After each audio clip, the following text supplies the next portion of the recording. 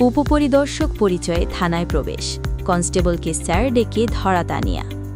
গাজীপুরের জয়দেবপুর থানা এলাকায় বোরকার নিচে পুলিশের পোশাক পরে ছদ্মবেশে থানায় প্রবেশের সময় তানিয়া ২৭ নামে এক ভুয়া নারী পুলিশকে আটক করেছে আইন শৃঙ্খলা রক্ষাকারী বাহিনী।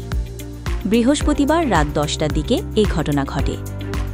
আটক তানিয়া গাজীপুর সদর উপজেলার পিরুজালি মধ্যপাড়া এলাকার বাসিন্দা এবং আবু তালেবের মেয়ে। জানা গেছে, পাওনা টাকার বিষয়ে অভিযোগ জানাতে জয়দেবপুর থানায় আসেন তানিয়া।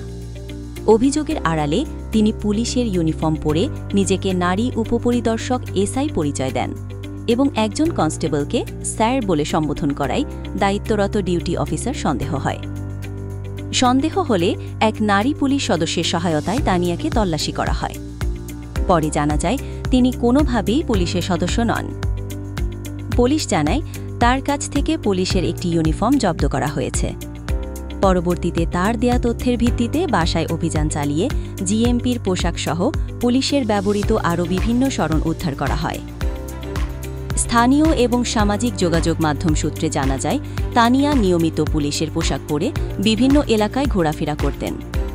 সেই ছবি এবং ভিডিও নিজের ফেসবুক আইডিতে পোস্ট করতেন।